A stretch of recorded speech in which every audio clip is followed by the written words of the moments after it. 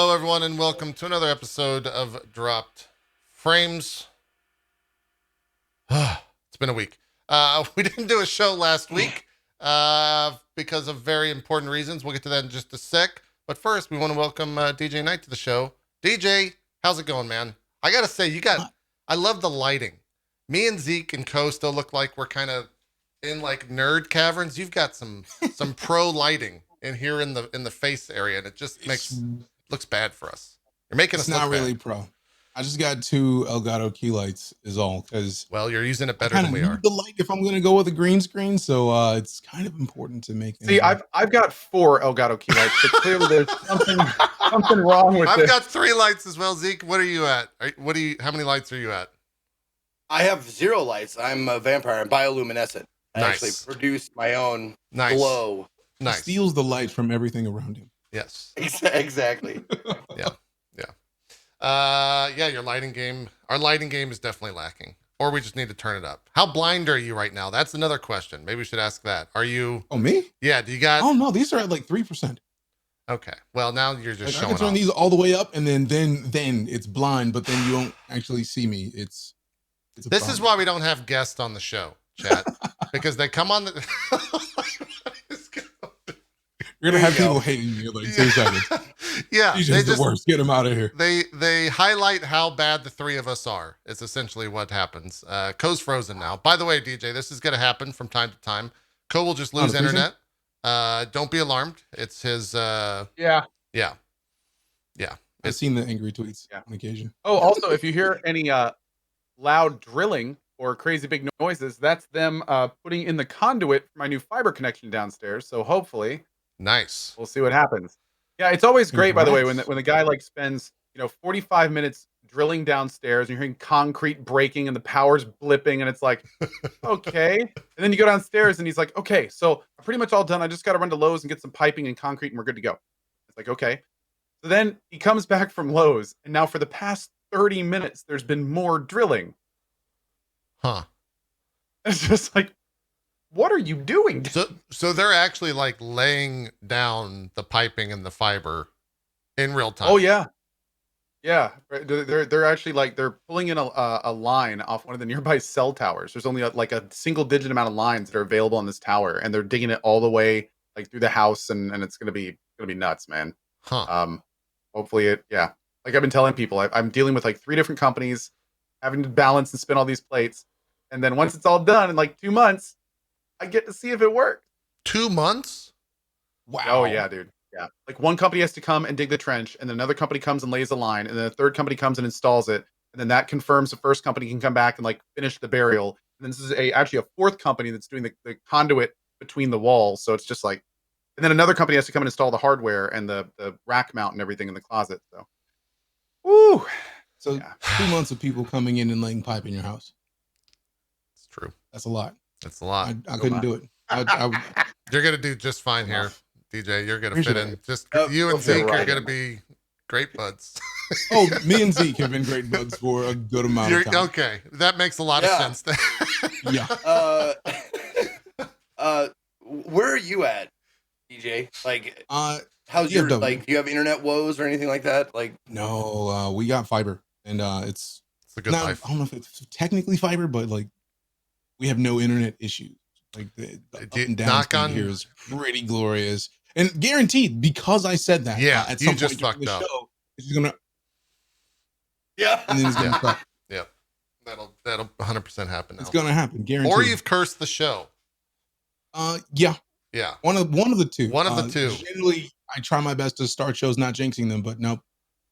Thank you for giving me the ability to jinx the show. And everybody's gonna blame me. I know it. It's gonna be awesome. Look, you made us look bad. We're just returning the favor. And now we're all back to equal here. And it's great. It's going to be a great time. We're going to have a great time here. I'm looking going back to that. When did we first meet? We met on stage. We met on stage at the first TwitchCon in 2016 for World of Warships. Jesus. They flew me out for their... They flew me out for an event called... Sail to TwitchCon. So they've picked 10 streamers of World of Warships who stood up to the thing that they called Eagle, which was entertaining, articulate, genuine, a leader, and educational. And I kind of had like 7 years teaching at the collegiate level, so I feel like I've got that part down a little bit. Wait, what did you can't just skip over that. Okay, that was a humble brag there. What did you teach at the collegiate level for 7 years, DJ?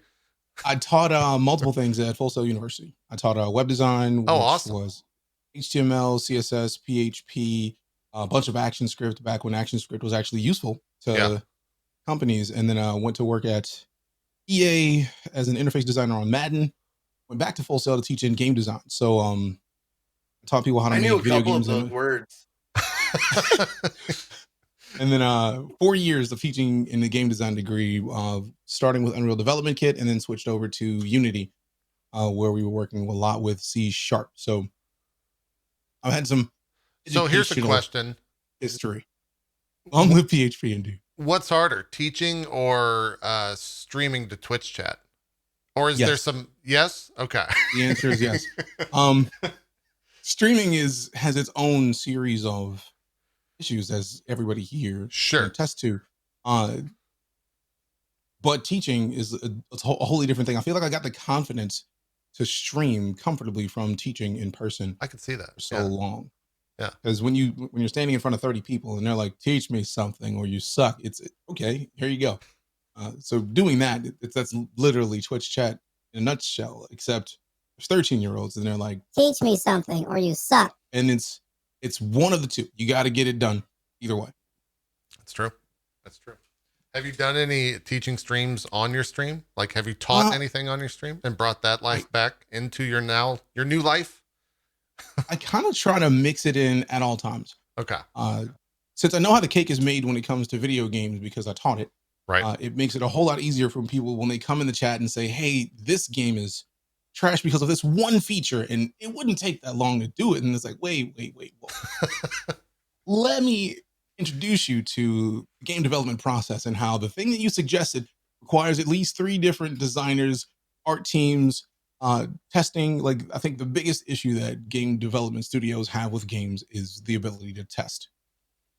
You can't scale having playtesters. And if you don't have the playtesters, it's impossible to push a major change to a game mechanic. They call that early access now. Pretty much everything is early access, which is awesome, but also worrisome at the same time. Yeah. We need to introduce. Do you know Rami Ismail at all? Have you met or interacted? Okay. I'm following him on the tweeters. Yeah, I think the two of you would get along. He's a good guy, and he preaches the same stuff you just said as well. So we'll make that connection in due time, I'm sure. Well, that's part of the reason why, like, I used to do for Indie Sunday, I used to do like Steam reviews and stuff. And then I got to be friends with like game developers and people who know how shit works. I'm like, I would have real trouble shitting on things knowing what like goes into it now. It's like, this level design is horrible. This door and this glitch and this thing. And then I got people like DJ and Rami in my, like, the back of my head going like, well, Z, that is this. And there's a lot of work. You don't know what you're talking about. So maybe, and I'm like, okay, I just won't write anything anymore, I guess. I actually used to get a lot of flack from people for not just dumping on games. Because they'll come in and they're just like, this game is trash, it's a piece of blah, blah, blah, blah. And they're just like going off. And it's like, well, here are the redeemable parts of this game. Right. If they spend more time working in this area, it could work.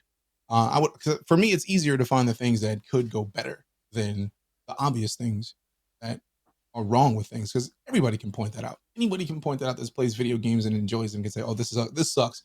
This needs to get fixed. It's like, yeah, but how? How would you fix it? What would you suggest? And I feel like that's a much more interesting conversation rather than just dumping on stuff. Yeah, for sure. One of the first things I noticed about DJ, and I think I may have told him this, was you kind of remind me of, what is that? I think it's from Fight Club. Like, you're the warm little light that everything just gathers around. Like, you're the warm center of the universe that everything is like, you're so like, let's look at the bright side of this. Let's look at the what are we doing right? I'm just like, this doesn't compute with my cynical, brain. Yeah. Hopefully we don't make you too cynical being around us. Cohh won't have any issue. He's not the cynical one on the show. Me and Zeke, though, it's easy to hate. We'll just Touche. say I that much, feel like yeah. considering how long I've known Zeke, if I haven't gone cynical yet, I'll be fine. You know, that's a good point. You know, great. I think I'm great good point. there. Great counterpoint. I'll yield. You win. You win this argument. Hands down. And then another aspect I wanted to touch on. You were and forgive me, I don't know what branch, but you were in the military, correct? Yes. When was that? Was that before the teaching? Like what? Yes, actually, I was in the U.S. Air Force. I was security forces. So yeah, I was the proverbial, like, if you don't go in with a specific classification, you're going to go in as a cook or a cop. And then I ended up going in as a cop, which pretty much sucked because they put me in a place that was the most boring thing, and I was surrounded by cornfields. There's nothing interesting about corn, except it's in everything. But yeah. I used the GI Bill after getting out of the Air Force to go to school to teach. Or it wasn't even intending to teach. I just knew I wanted to work in games. So for me, it was, I have a goal, I got to reach it. The military is a means to an end. So I used it to my advantage, and luckily I ended up here. That's awesome. How did you find out about Twitch? Was it kind of through the teaching, or being around the world of gaming just eventually popped up? Yes. I actually started in the world of gaming in 2005. I started a gaming website, and that website I actually stopped writing for when I started streaming. So it had been up for a decade when I started actually streaming, because it was on the launch of the PS4 and the Xbox One when they had Twitch integration enabled, so you could have a webcam plugged in and actually stream from your console. That's when I started, and it was originally for a reference, right? Like if I'm talking to people and I'm working with them in their final project of the whole degree program, and I'm saying you need to be doing this thing. If they're trying to do something that they've never seen done, it makes it so much easier to get it done if you've seen someone do it. So I was trying to use Twitch as more of a reference. All right, like I'm going to play Grand Theft Auto. We're going to play a bunch of GTA 5 and figure out how things get weird. And then we would like play something like The Witcher. And there were no clips at the time, but at least I had a reference of like, all right, cool. So if you want to see how to walk sideways on a wall, go play Spider-Man, finish the tutorial, and then get to level 5, where this is that one ability that you get to start using will make it easier for you to kind of see the thing that you're trying to do. And that made it a whole lot easier for people to reference and start making their games the way that they wanted to. Sure. Yeah. Yeah, that's smart. It's also really Yes, weird I'm standing to it's weird to consider games in like an academic sense like that. I wonder if that like I'd actually kind of be into taking a course. I don't know if I would ever put it to any use, and not necessarily knowing game design, but maybe just to sit in on a course or two to see like what they reference. Like how many times X game gets brought up, or what games get brought up would be an interesting thing to hear about. Because I think in this space, it's mostly just like people making hot takes and being cynical, because that's kind of the job in a lot of cases. But in an academic sense, it'd be really cool to hear like what you just said. Or someone like breaking down God of War on like a fundamental level of like all of the things they did right and how they did those right, from like a coding perspective, would be pretty interesting, I would think. And maybe even more interesting would be how a bad game did things incorrectly. True. Which might even be like harder to do. That goes to game mechanics. Yeah. 100%. Yeah. All of that goes to how does this ability work? Because you can make like bad games that have good mechanics. The visuals are half the battle of getting people to be interested in them. They're ugly. Nobody cares. Like, this game sucks. I don't want to look at it. I don't want to play it. It looks like dog butt. I'm out. So it's just about figuring out, is it fun before you make it pretty? Because every game is ugly, except for like 2 in mind that are still in early access, but gorgeous. But generally, every game is ugly until the last 30% of the game development cycle, because you don't want to make it pretty unless you know it's fun. Yep, that's true. That's true. And then, how long you been streaming on Twitch? Where are you at in your legacy of a streamer, as people tend to have? I started it initially right at the launch of the Xbox One and the PS4. Okay. I tried before that, but my PC was full potato, so it just it didn't work. But I was also in the middle of finishing up my second degree, so I didn't want to spend too much time on Twitch because it was taken away from my classwork. So Sure. I finished all that and then started regularly in March of 2015. So just hit stuff you're like regularly streaming. Nice. Congrats. Thank you. Thank you very much. I'm And- actually mad because I didn't party or anything. Like that's a horrible thing to miss. I have a hard time Oh. keeping track of that. I think it's just, I have no idea when my anniversary is. I have to be reminded, or like I'll see an anniversary stream and like, oh shit, when? Oh fuck, it was 3 I months saw ago. somebody else post on Twitter like, yeah, it's my big 7 year. And I was like, man, when is my set? 3 months ago. Yep. I know that feel. My girlfriend made it easy for me. Since we didn't have an official like anniversary, our anniversary is halfway between my birthday and my sister's birthday. So it's like right in the middle. Like, all right, this exists. Like you have 2 excitable days. You have no excuse for missing the anniversary. Yeah. It was really nice on her part. Thank you. I appreciate it. There you go. Zeke, do you know your stream anniversary? I I guess don't. I it. know the day my account was created because you can just type something in chat and like click your name to see Yeah. like when you created your account, and that's August of. Hold on, let me just do it in my chat here. Yeah, August 6th of 2010. Right. I Okay. gotta As far as see streaming how goes, long like my I'm account not is. sure. Like, I'm not sure when I started. Like, I turned on the first thing on Justin TV back in the day, but I'm curious June 16th, 2010. for the 3 of you, did you guys create an account just to chat first, or did you create your account to stream? I did earlier streams. So I did like a test stream of Guild Wars 2, like months and months and months, just to like play around and show somebody like my new Sunrise or whatever it was called at the time. And but then I came back like a year plus, I think, later, and actually started streaming when I found out what Twitch was and everything. Funny enough, that's why my Twitch partner jersey at the first TwitchCon had the wrong year. mine did too. Yeah. Oh, Yeah. because it They all took. just went off account by date. They didn't ask like, when did you actually start streaming? They just assumed that whenever you made your account is when you started streaming. So like, Yeah. a lot of people had the wrong date on their back. Smooth. Yeah. Kind of funny. I don't even remember what year I had. Did you guys have 0 then? Did you have 2010 on yours? I don't even know where that's I at. think mine was like I started 2013 April 4th, and I think mine said like 2011. There we go. Yeah, Yeah. 2011 or 2012. Okay. All right. Something like that. Yeah. I forgot what mine said. Yeah. I want to say it said 0 because that's when the account was created, and I think I created my account to stream like later that day for a State of the Game show or something like that. But I don't remember it at all. Mine says 10, definitely. It used to say 11, the first one they gave me, and I was like, wait a minute. You went back and said, But here's the thing. I streamed on Justin TV for a little bit. I got something else we'll talk about. I got DMCA'd because Justin TV was kind of the Wild West, not a lot of like structure, and so you could get away with certain things. Like if you remember back then, like you could watch South Park, like Trailer Park Boys, and like copywritten shit, like you're not supposed to be able to do. So I was doing the same thing, and I got like after the I don't know, the 4th or 5th time of like just completely blatantly streaming copywritten stuff because I was doing like a Mystery Science Theater thing where I watch bad movies and comment on them or whatever. So I was doing that. They DMCA'd me, and shortly after that, Justin TV became Twitch, or Twitch came out of Justin TV, and I didn't have an account. My account was suspended or whatever you want to call it. And so I had to there was a hiatus of many months in there where I didn't have an account.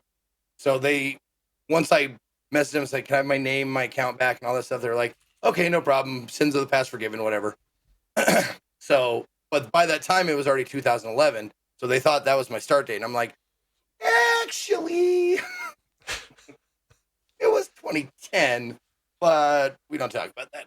Yeah. So wait, do you have one strike on your channel then? I don't want to jump into the DMCA talk yet. I'm just curious. On the strikes. Okay. All right. Well, let's go right into it. Yeah. Yeah. Pre Justin was you get a DMCA, they just turn off your account, and then when Twitch came over, everyone got like a tabula rasa kind of deal. So okay. All right. Gotcha. Yeah. Yeah. Yeah. That's a later in the show conference. The whole DMCA thing is a. Well, that was not just for DMCAs, by the way. That was also counting infractions. Interestingly enough. Oh, so it was one and done back in the day?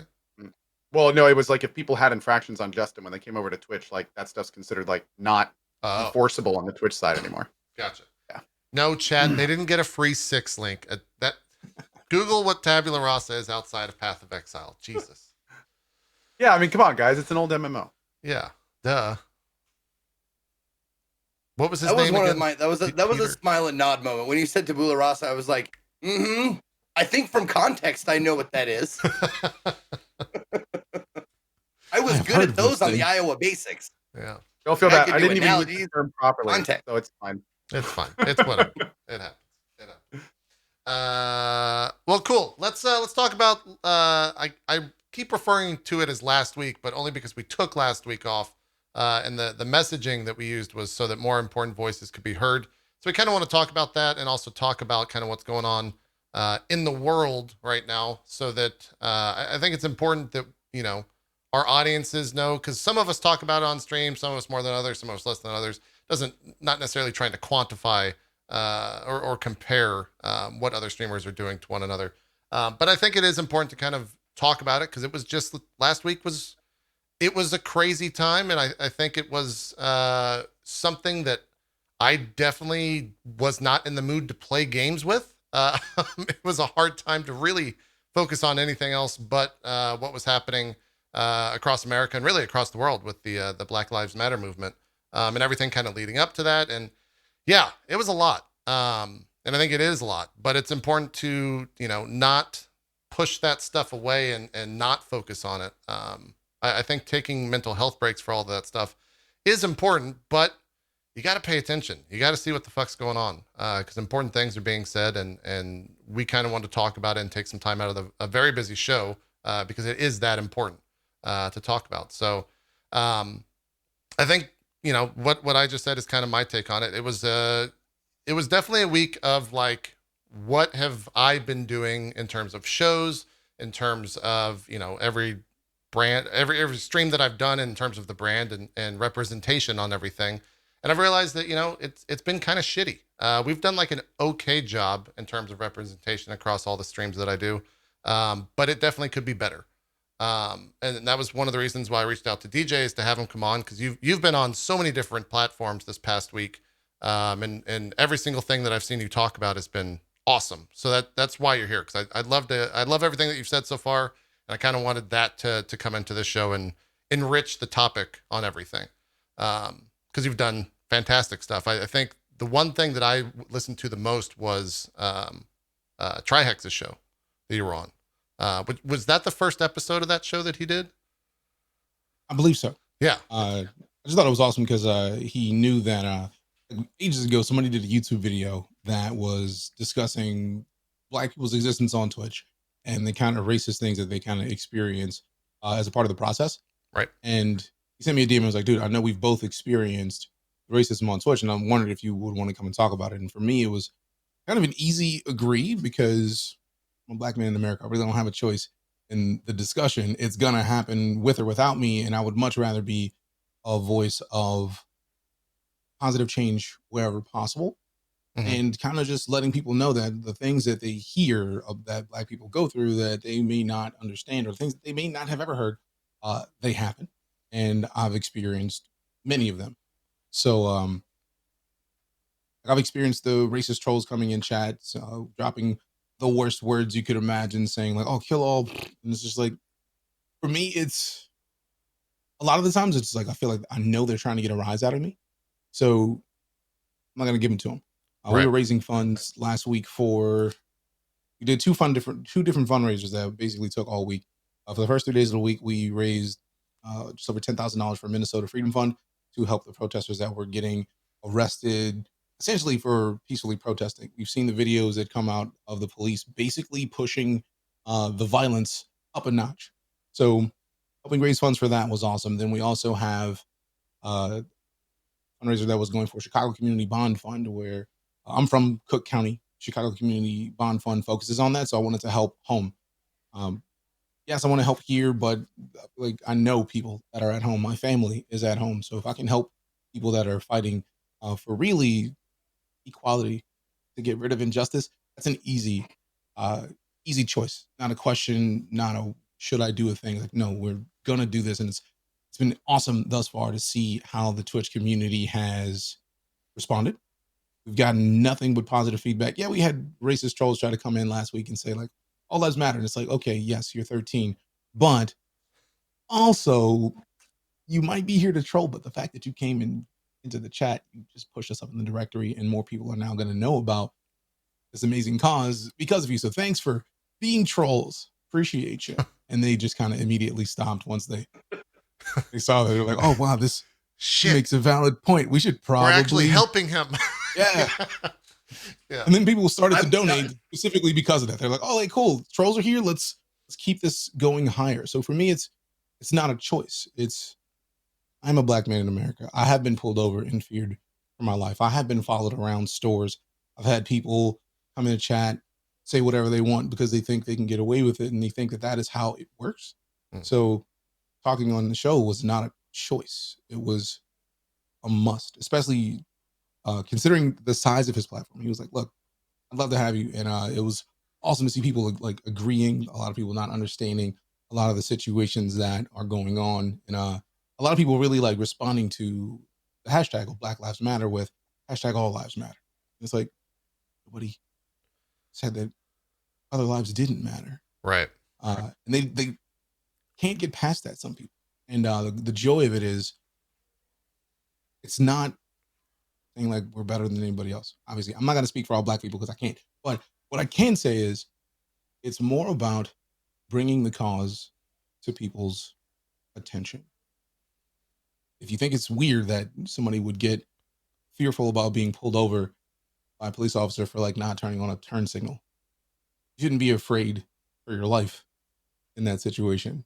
If you've never experienced that, you don't know how it works. And it was awesome that my community understood. It's like, look, obviously this is a thing that you've experienced, but not necessarily everybody knows that. So speaking on my experiences, help other people to understand it. And especially like with the All Lives Matter people. I feel like the best analogy I've seen of it is, if a firefighter pulls up to a house where it's on fire and starts to spray it down, and you walk up to him and say, hey, what about my house? It's like, bro, your house is fine. There's nothing wrong with it. There's no point in me putting this hose on it, but this house is on fire.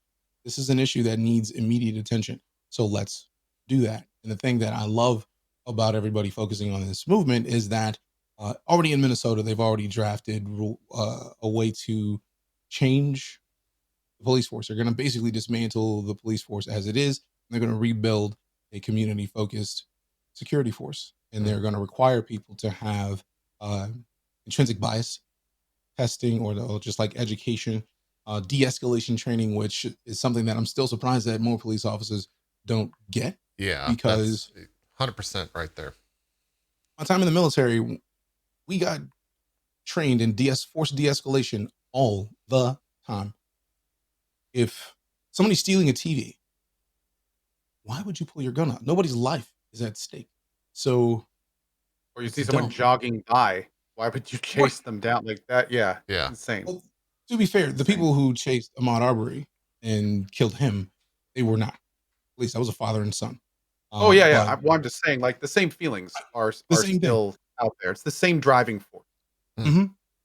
Like Breonna Taylor, asleep in her house, killed, asleep, when the person who they were looking for was in custody.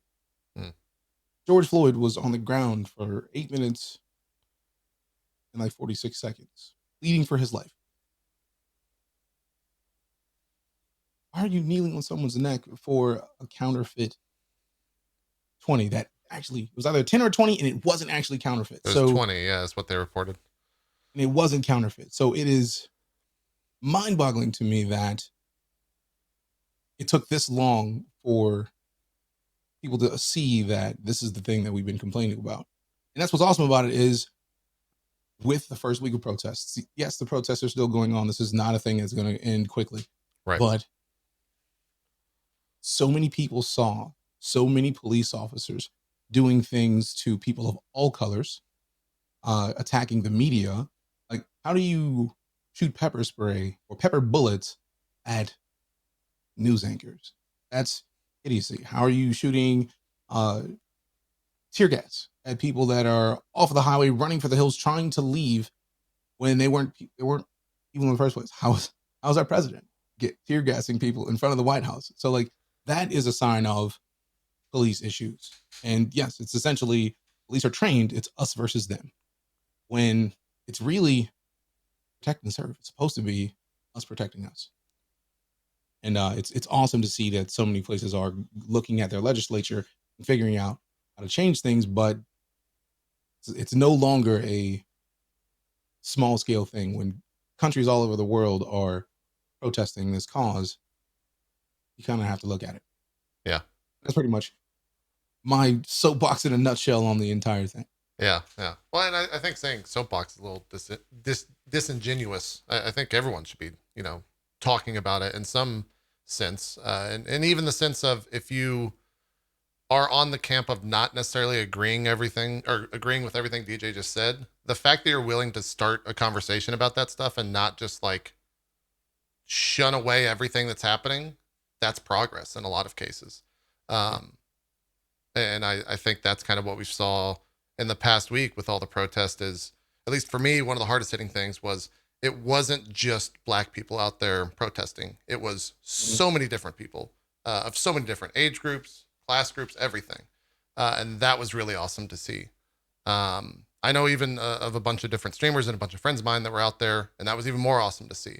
There was one tweet in particular that really, I think, kind of started to impact me a lot more than other stuff was, I think last Monday or maybe Tuesday. And I shared this on my personal stream, but it was a white streamer who was out protesting, and they were talking about how in the protest lines, every once in a while you'll hear kind of whoever the leader is of the certain protest shout, "We need white people to the front."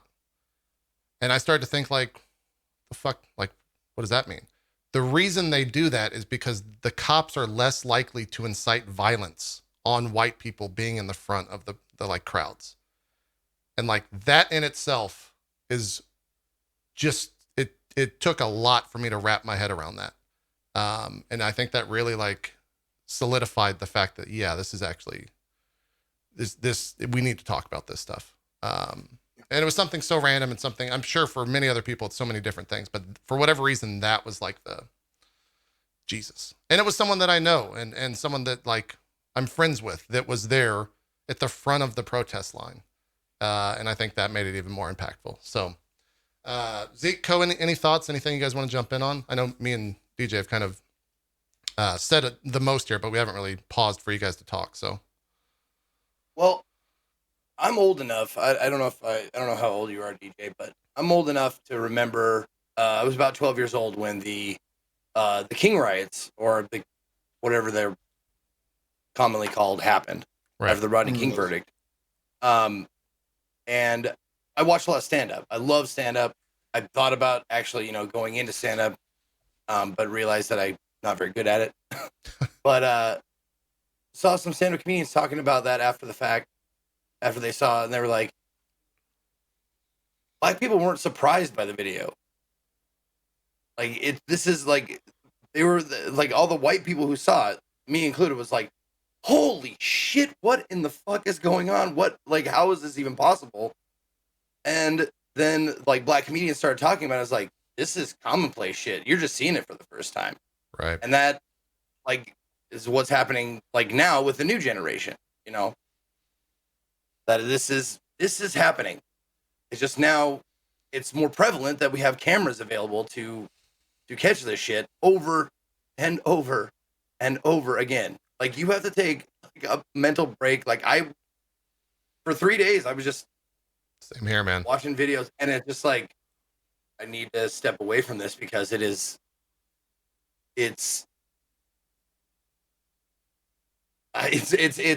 causing me so many things, like so many emotions happening at once. It's like a bottleneck, it's like I have, rage and sadness and all of these emotions, but it just like, and it just gets caught there. So I have to step away and like, reorganize my thoughts. Yeah. That it was, I was right there with you in terms of watching everything on Twitter, but the news, whichever you turned on the news, they were covering the riots in person. They had field reporters out there, and that stuff, watching from kind of like Friday to, I don't know, Tuesday or Wednesday, every night. I think I hit like a wall, probably the night before we were going to do drop frames. And I was like, I can't go on and talk right now. Like this is way too much. And so that's when I kind of took a step back. But I think it is, like I said in the beginning, and I'll echo what I said again. I think it is important to take middle breaks, but it's also just as, if not more important, to like pay fucking attention to what's happening. Like, don't just turn off the TV because you don't necessarily like it or you don't understand it or anything. Just pay attention. There's a lot of sad, brutal things happening on TV, but you need to be watching what's happening because it's super important for sure. Any comments, anything like that you want to add to it? Man, I mean, it's whenever this like this whole topic, there's so many things that I'd want to talk about. So first of all, kind of like, I'm kind of known on Twitch for staying away from politics. I very rarely do this stuff, and I've definitely been more vocal about everything here. And one of the things that I've kind of said over and over that bothers me is something like this shouldn't be political. Like this, like people say, that oh, hey, you're talking about politics. Can we stay away from this kind of stuff? And it's like, dude, that's true. Like, I know that that's what I'm known for, but at the same time, it's like, this is stuff that's really, really important. I've grown up in a place of extreme privilege in this country. Just like DJ said, I've never been pulled over by a cop and been afraid for my life in any way. Most cops I've known growing up have been super great to me and just good people. So for me to be in this position where it's kind of like, it's so obvious there's a problem. It's so obvious that there's good people that have been in the exact same situations I've been in. Exact ones, but have completely different outcomes and have to feel completely different ways about them. That's a problem. And here's the thing, it's not political to talk about that. I mean, sure, the way you deal with that does involve politics, but people shouldn't get uncomfortable when you're saying that these really serious issues need to be addressed. That's not something you should roll your eyes at and be like, oh, I've heard this all last week, I don't want to talk about this anymore. It's like, dude, do you think they want to deal with this every day of their life? Yeah. Come on, man. Like, literally, it's been a week. And these people are dealing with it for every single day of their life. And in some cases, afraid for their life over it. And it's kind of like, even the little bit I've done has met such backlash at times. And it's just like, it drives me. It's very frustrating. It's very frustrating. And it's the kind of thing where, the George Floyd stuff, this has been a big deal. And it's brought a lot of awareness to it. And like I tweet a little bit back, it's kind of like, all this stuff is happening. And there's been all these protests and everything. And people are sitting here being like, okay, well, things are calming down. Things are over. It's like, what? Do you think that a black man's never going to be murdered again? Like, do you not understand? There's like huge, massive issue that is not going anywhere. Nothing is going to happen to that issue. What do you think is going to happen the next time this happens? And the time after that? And the time after that? And the time after that? It's kind of like, it's not this thing that is just going to dissipate. Like we were talking about earlier, sometimes the smoke clears, but the fire is still burning brightly. So it's the kind of thing that people should be talking about this. Get comfortable talking about this. When you hear other people talking about it, don't shy away. Don't shelter yourself. Yeah, you may be a white person and you may be a person that this never happens to. Get some perspective. Put yourself in other people's shoes. Sit down for 10 minutes and imagine, what would it be like if I got pulled over and legit knew that I could be dead from this if the cop's having a bad day and racist? Really think about that. Yeah. Don't just kind of like let it go by you. Really think about that and know that every time you leave your house, that's something that could happen every single time. So it's a real problem. It's a big problem. And the biggest thing I'm hoping that comes from this is not only more awareness to the whole movement as a whole. I'm hoping people are waking up to the point where it's like, do not turn away from this. Do not stop looking at this. Don't tell people to stop talking about it. How about we all just keep saying that it needs to be dealt with, hopefully, finally, through voting, through community actions, through things like what's going on now, something might actually change.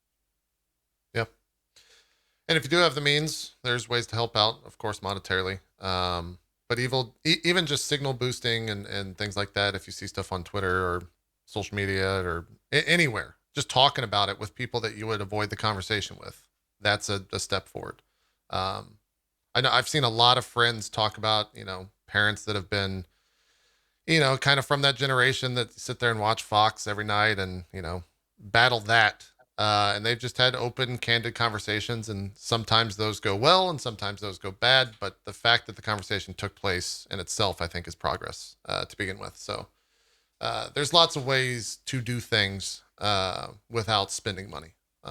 And if you are not in the position to spend money or to donate to a cause, definitely see what you can do, see how you can help out.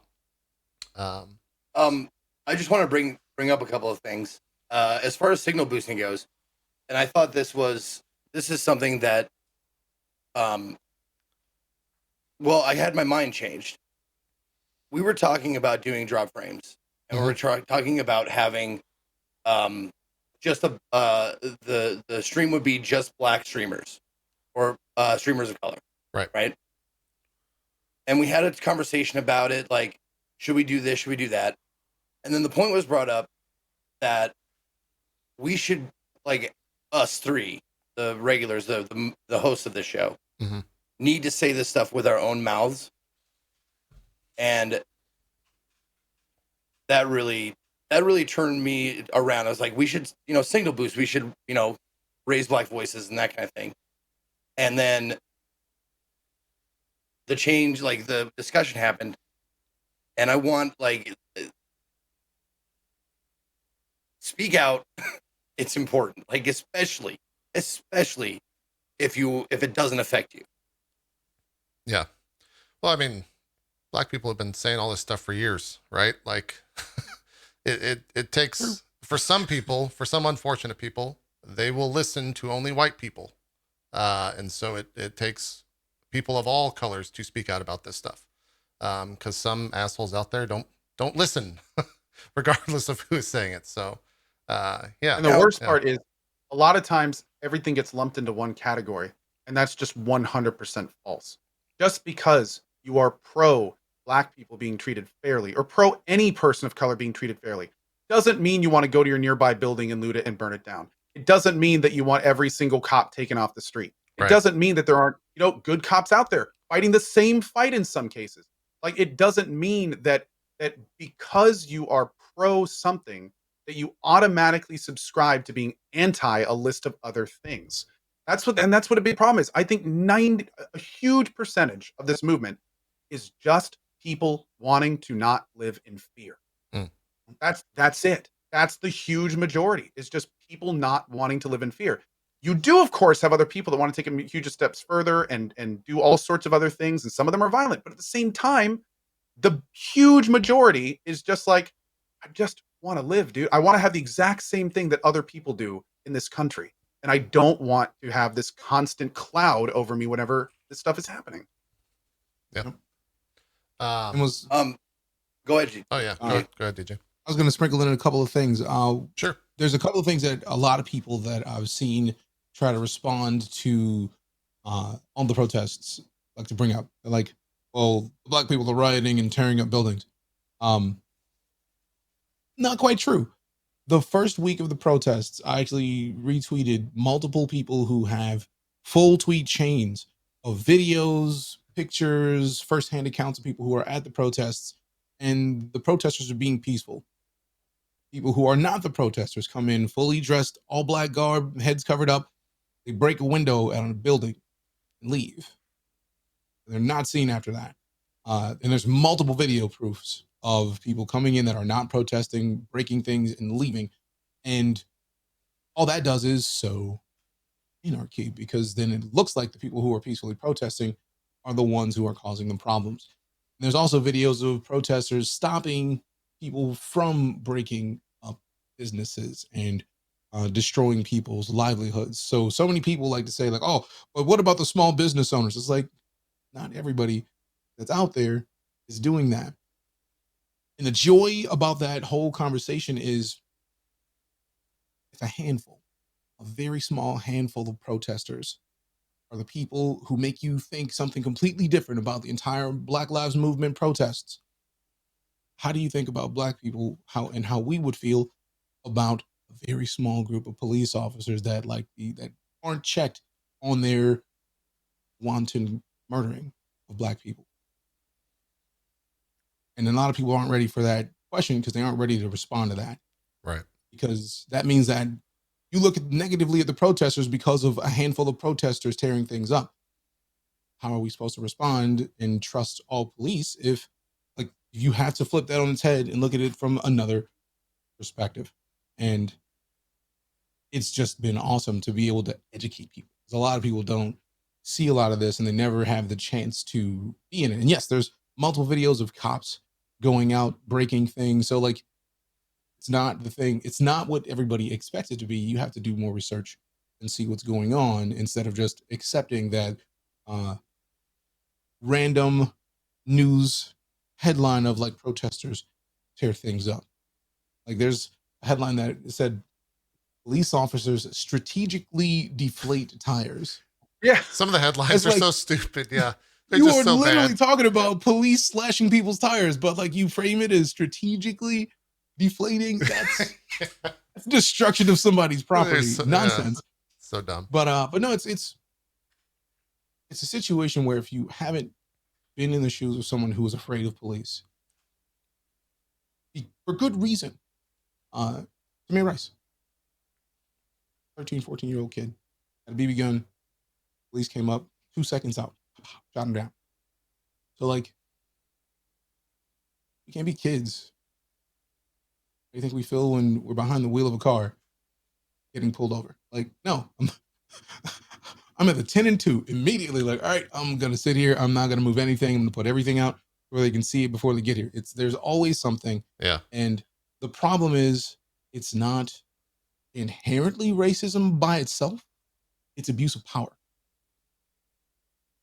And then in that situation, there was the video that came out recently about the guy that had his hands on 10 and 2, and the cop is screaming at him with a gun drawn to turn his lights off or unlock his door or something. And the guy's like, I'm not moving my hands. Like, you're going to shoot me if I move my hands.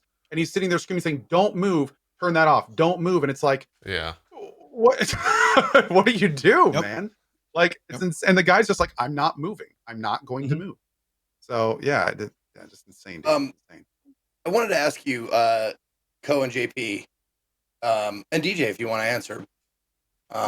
But have any of you guys had a genuine moment in your life where you feared that you might die? Like a genuine moment like that. In For any context reason. of what we're talking about, or just anything? And just in Any general. reason. Like Yes. you were like, Twice. I might die right now. Twice. Fear. Yeah, I would say like irrationally for sure. I don't know, rationally, maybe not, but definitely irrationally. I remember. I'm sorry, go ahead. I remember a time when I was a kid. I thought I heard someone. My bedroom was in the basement. I was like, I don't know, junior high, 13, 14 years old. And I thought I heard someone breaking in to our back door. And my imagination started running with it. This is a burglar. This is someone going to come in the house, kill me. And I still to this day remember the feeling of dread about dying. And it's something that if you've ever had it, imagine that feeling like in your gut anytime you leave the house, like something like it's like a migraine. If you've had one, you've had one. Like if you feared for your life, you've feared for your life, because there's nothing that feels like that. Go ahead, DJ. I was saying that there's two situations I felt that. One of them was while I was in the military. I was overseas. I was a 249 gunner. M249, if you've played shooters, you probably know it is basically an M16 on steroids. I was in a tower, and there was a vehicle like a pickup truck that was just like barreling toward the gate. There are no exercises overseas. It was a hazardous fire zone. There was no exercise going on. At home, see somebody doing that, it's possibly an exercise, and they're just going to test you just to make sure that you're on your toes. We had a distance that we were supposed to remain away from that gate at all times. They broke it. And about a second before I was about to open up my magazine and actually have to prepare to fire, that truck turned around. The reason I was worried about that is because there was a memorial to Khobar Towers at our squadron. Every time we went to work, we bypassed the Memorial de Cobar Towers, which was a tower, was a dormitory that was blown up in a terrorist attack of military service members from the U.S.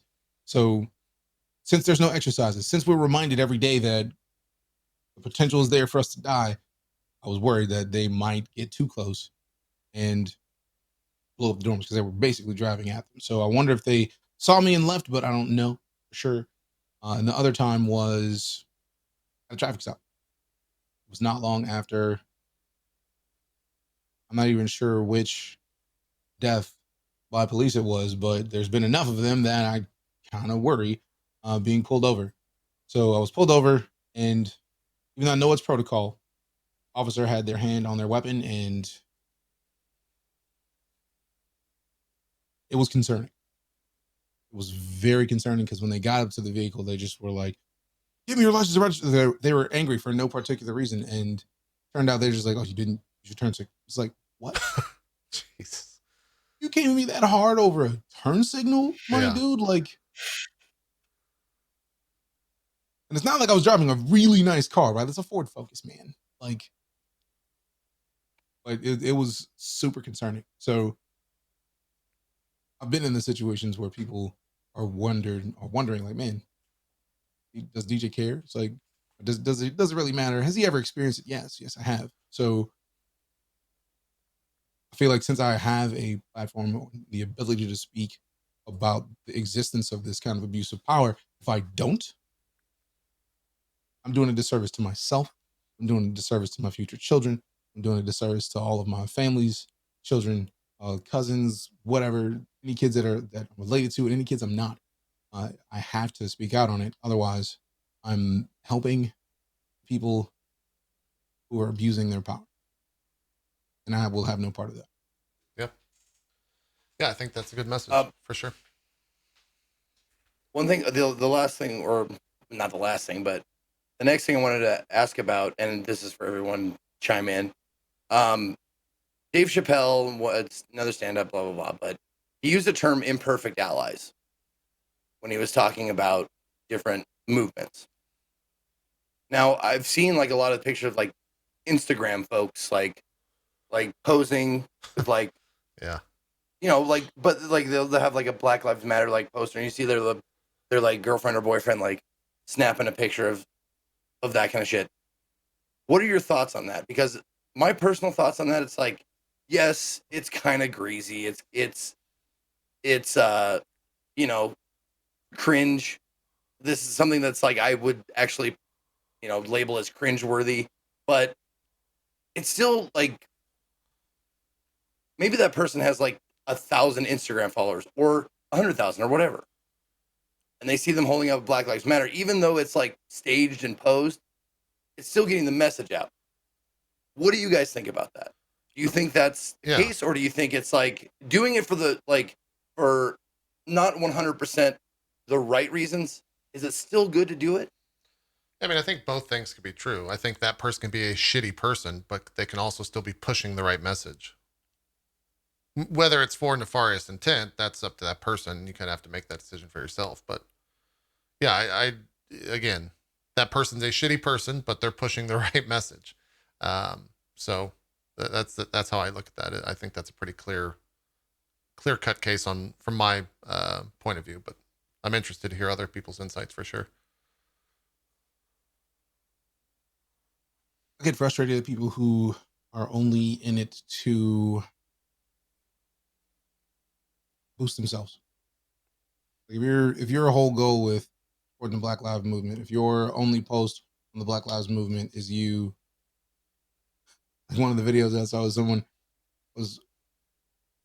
went up to somebody who was drilling, like boarding up to their building, and then just like grabbed the drill, held it up, got a picture taken, and then left. It's like, if you're not going to help, don't attempt to act like you are. Like, amplify the voices of people who aren't helping. That's the whole thing. Like, if you want to use your clout to spread word and send people to charities that they can donate to, or amplify the voices of people who are out there speaking up, that are on the front lines. If you know people that are out at protests, give them some PPE, give them some face masks, some hand sanitizer, make sure that they got some gloves on or something. Because yes, we're all people dealing with this, but yes, we are all people. There's a global pandemic happening. That is the thing that is boggling my mind about all of this. There's a global pandemic happening. That was at the back of my mind, man, of all this stuff. I forgot about that. What? Like, every other country is taking care of their citizens. We got $1,200 to last us 10 weeks. Like, and that's it's only round one. Yeah. Like, round two is right around the corner, and it's going to be 10 times as bad. Round two is going to be a problem. It's already starting to spike, We are literally going through, like, we are following the prototype of the 1918 Spanish flu almost to the letter. Like, oh, it's summertime, cool. Like, let's send people outside. It's like, what? No, though. Like, they're opening up movie theaters on Friday. Yeah. Why? Yeah. Stop it. It's like Texas opened up around a month ago, and 2-week incubation period. Numbers just came out recently that, oh, what do you know? Coronavirus starting to spike. It's like, we can't even buy Lysol right now. We cannot buy disinfectant. Right. That is mind-boggling to me. You want to open up states, but you're not allowing for people to be able to clean their homes, to clean their doorknobs, the things that people touch all the time. And you think we're ready to fully open up? And then consider the fact that we are in a worldwide pandemic. This country is the worst, most hardest hit by coronavirus by far. Black people and brown people and people of color are 2 times as likely to die from coronavirus because of lack of healthcare. So they're already with headlines trying to like, it's, I think the headline I saw that shit. Texas coronavirus spiking while protests continue. And it's like, my dude, did you really try to equate protests that are happening now that are maybe a week old? We won't know the results of how hard the protests are hitting the coronavirus for at least another week or two, and that's if people have started to get testing, which is also another huge problem with the fact that we're in a global pandemic. There is no testing happening right now at scale enough to even attempt to open the economy, yet essential workers got to go to work. So all of this is piling on to be completely wild. That's how important this is for people. That's how important this is at scale. Think about that. There is a global pandemic happening. Everybody is at risk. Like, nobody is safe. Originally, it was thought that only people who are older, or like 50 and up, were the most hardest hit, but that was probably because it went to nursing homes where people were there and had no real capability to defend themselves from such things, and they already had compromised immune systems. We have the amount of people in this country that have compromised immune systems that you can't see, you can't tell, that people don't even know about. It's mind-boggling that this is that important, that people are out there risking their health, risking police that are abusing their power by getting hit with tear gas, which is a war crime. Tear gas isn't allowed at war. So we're dealing with that, and we're dealing with all of this at the same time, and they're willing to put their health at risk because it's that much of an issue. So yes, it's a big deal. And it's awesome to see that, again, like places like Minneapolis are already reforming, they're adjusting. There have been, like, I know a lot of people in chat have been saying, like, oh, but how is this going to change things? Like, what happens if people are saying defund the police, blah, blah, blah. And it's like, no, it's not saying to defund the police. Just because people are asking defunding police, it's not saying, like, let's take the police down to bare bones. It's more, let's not give the police old military toys. Yeah, why do they need a tank? Why when you get military toys, you tend to get militarized a little bit. So don't need a tank. Like, ooh, we can use that tank. Let's do it. So, like, yeah, there's no need for that. Yeah. So it's very interesting. Speaking as a gamer, like, you pick up the BFG, you're gonna find an excuse to use it, you know? Of course. Of course. Yeah. And then, like, also people are wondering, like, oh, if we defund the police, how is it gonna work? But nobody's asked how defunding education has gone over the past 20 years, that they've been defunding education on the sneak to give more money to police. Right. So if we defund the police a little bit, like, like LA came out with their budget and police had so much. Wasn't it like 7 billion or something It like was that? like it was the bar. Like everything else was like tiny. And then you get to police and it was just like massive. Yeah. How are people okay with that? It's like, think about it. Police don't have that money to get their military toys, and our kids get school books. How many parents are tired of spending the $80 for that English book that's going to be out of date in about a year and a half? Like, you defund some of the police stuff, and you can probably afford to do a little bit more Right. in education or a little bit more in healthcare, because our healthcare workers are sorely understaffed and sorely underfunded, especially with the pandemic going on. So there's so many places that tank. You didn't buy that tank, you probably have bought tons of PPE, tons of ventilators, tons of masks, tons of books.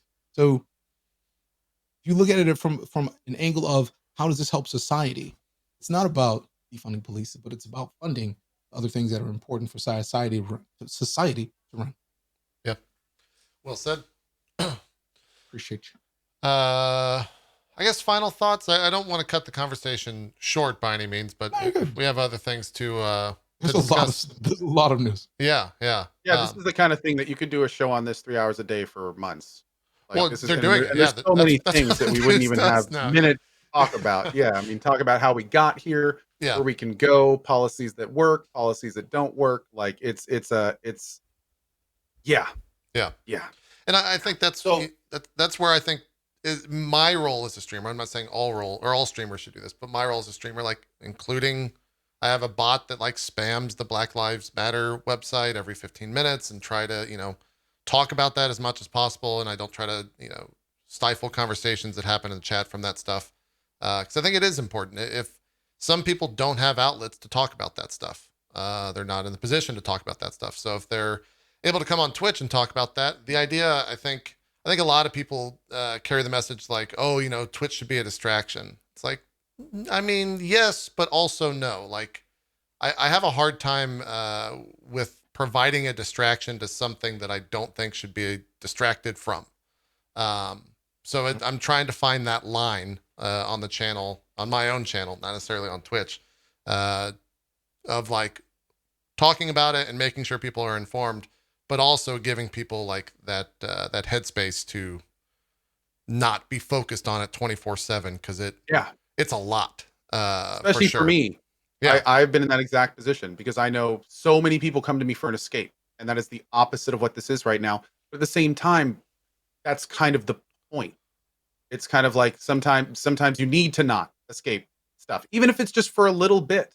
Yeah. Like, even if it's just for an hour, or like today, we've been talking about this for an hour and we're already talking about moving topics. Like, this is arguably such a little bit of time.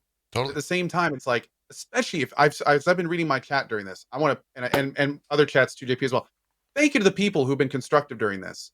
Like, this is a really big deal. Seriously. I've seen a lot of people say, I'm uncomfortable with this stuff, but thank you for talking about it. And it's kind of like, that's how you should feel if you're uncomfortable. Like, the more you're exposed, the more you talk about it, the more you kind of deal with it, become with it. So huge props to the people that have stuck around today, and this clearly isn't their thing, or they're not exposed to this regularly, and they get literal discomfort talking about it. Like, thank you guys for sticking around for this. And it's important that you do. Yeah, we got to normalize what is going on it. with my camera? Jesus, Man, dude, I'm look at watching this. the numbers. If you were here, I'm trying to think. I'm very quickly trying to think of a sports analogy, but I'm failing so hard that I don't know a sport where you try to get a low score. Golf, I guess. Maybe, I don't know. Golf. You're sending Yes, there me you go. with which the maximum bit rate here is something everyone can understand. Is 6,000 for a stream. Co's currently sending me 34 for his camera. So that's Wait, where we're 34 at. total or 34,000? 34 total. 3-4. Oh. No zeros after that. I literally have 34 carrier pigeons carrying a small black or white marble to indicate the binary. Oh, there we go. There's, it's just dropped. Gone. Gone. Oh, One of the man. pigeons fell out of the sky. That's it. It's done. I This just is want to like put my arm up one of and the have, old like, AOL videos. Yeah. Oh, yeah. Go sends a raven. Funny as shit. Jeez. Yeah. Oh, the Raven, never mind. Look, it didn't even carry this. This is gone. It flutters. It's gone. All right, there we go. It's Oh. fine. It's fine. Luckily, he's straight dead now. Luckily, all you need for audio is a handful of bit rates. So handful of bits rather. But yeah. Final thoughts are final comments on this. I think saying final is disingenuous to kind of the movement, as it were, and I don't think concluding thought. Yeah. I hope that this is something that we'll talk about more in future shows, in future things on my channel in particular. But yeah, anything you guys want to kind of leave people with before? I think we'll probably take a break so people can go collect themselves and get a drink. We'll come back, talk about all the news and all that stuff. We can kind of just go around. Doesn't necessarily mean you have to say anything, but Zeke. Well, I wanted to talk about one. We don't have to talk about it at length, but one particular aspect of being a streamer, and specifically being a non-black streamer, and that counts for everybody who is not black. Pandering, looking like I want to ask. That is one thing that I don't want to appear like I'm doing. Sure. But it's difficult to like defend that position. Like if I tweet out like Black Lives Matter and someone says, you're just doing that because of blank. Do I just like slough it off? Don't like ignore it or whatever? Or do I like defend myself, give evidence, whatever?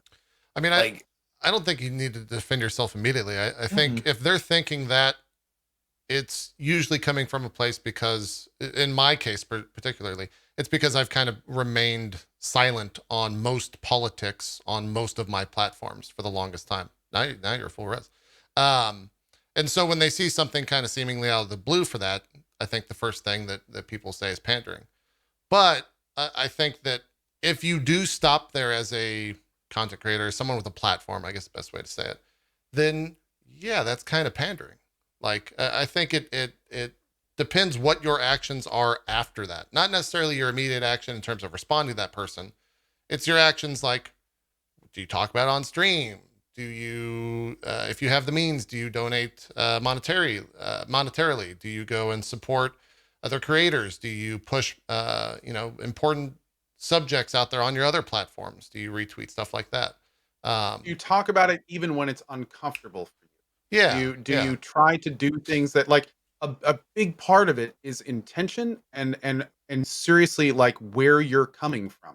If you're doing this stuff and you feel strongly about what you're doing and how you're doing it, it doesn't matter what other people are saying to you. Right. It doesn't matter because at that point you're coming from the right place. You're doing it for the right reasons. If somebody else looks at that veneer and makes their own judgment, it doesn't matter. Just keep going with it because you're doing the right thing at that point. Yeah. And well, the reason why. Oh, go ahead. No, I was gonna say, if you feel like one of those companies that's putting out the black and white pictures with Black Lives Matter, then doing nothing, yeah, you might be pandering. Like that might be an issue for sure. What were we gonna say? One of the reasons why I brought it up is because I am embarrassed. I'm embarrassed to say that it took this time around for me to say anything about it. Sure. Like I've always agreed, but I've never been vocal. And I am ashamed of myself for that.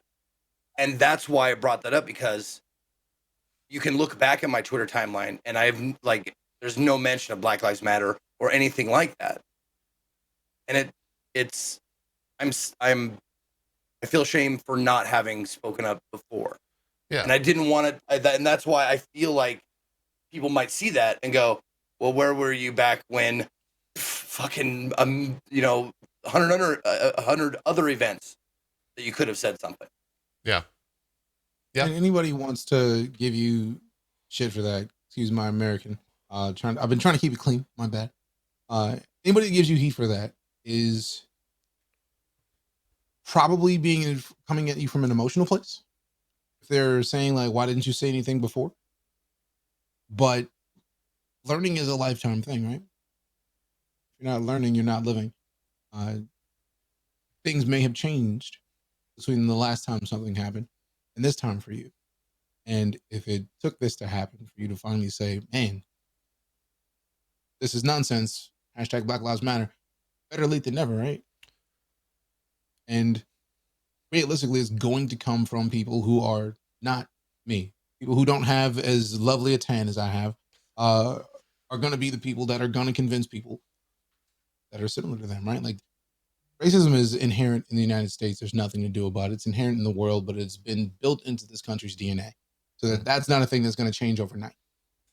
400 plus years of this country existing, racism is not going to go away just because we wave a wand and say, like, police scared to kill people. That's just step one of making sure that people understand the process. So speaking out is better than not. And if you don't speak out, I'm not one of the people that gets angry at people for not speaking out in the first place, because not everybody's comfortable with it. Like, JP, you said it multiple times, it's an uncomfortable conversation. And if you're used to your outlet being something that people can use as an escape,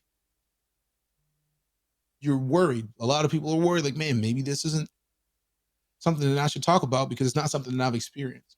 But step one is having the conversation. You had enough conversations and you felt like actually going in and showing support in a bigger way. And what's awesome about that is you may not see it, but you're doing it. It's guaranteed gotten other people to do it as well.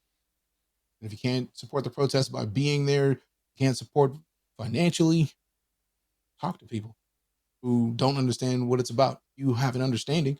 First off, you don't have an understanding. Listen to people who are experiencing it. Listen to people who are on the front lines. Talk to people. I steal this from the amazing Epic Lala girl, my beautiful girlfriend. Every opportunity I get, she teaches this thing where she tries to understand dual perspective. So if somebody who disagrees with her politically, she doesn't immediately go to the place of like, oh, what nonsense. Like, of course not. But what she does is she'll take the time to talk to them, understand why they feel the way that they do, understand how they got to the point where that is what they feel. And by getting a better understanding of their position, she understands them more, which makes it a whole lot easier to relate, to get them to relate to where she's coming from. And all that boils down to is conversation is what starts all this. Conversations is what starts the change.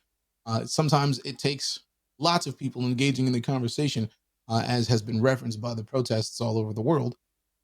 But once people start to get people talking, and you can talk about it calmly without putting emotion first, and that's where a lot of people, the angry people in chat, are just coming from places of emotion. It's like, well, it can't be because this is like, dude, calm down. Look at this logically. Have a conversation. And once more people can do that, more people won't be afraid to speak up in the first place. But again, better late than never.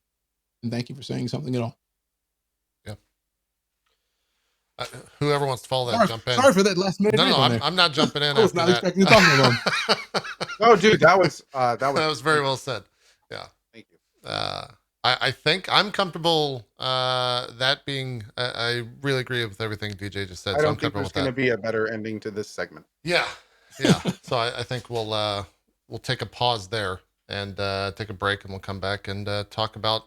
Probably going to spend the better part of the entire next half only on news, most likely, because there's been a lot of stuff happening in the past week. Oh, and fun DMCA stuff. Oh yeah, let's start with the DMCA stuff after that. Actually, Oh, I don't. That might That's going to be be a great. that might be a short. I'm interested to see how that goes. We'll talk about all that and more I'm concerned. after that, or after Join the this, Twitter rather. community. Yeah. So, be right back. Thanks everyone, by the way, who stuck around after this and who listened for this. We appreciate you guys. And if you do have the means, go and find, a charity or something like that to support. If you don't have the means, go and, do everything we just said. Lift up some other messages. Normalize it. We got to talk about this stuff. We got to, as a community, be able to talk about this stuff and not feel weird about it. That's kind of the goal. I think a lot of different goals. One of many moving That's forward. the first step to opening so many doors. Yeah, for sure. Cool. All right. We're going to take a break. We'll be right back after this with more Drop Frames. We'll see you then.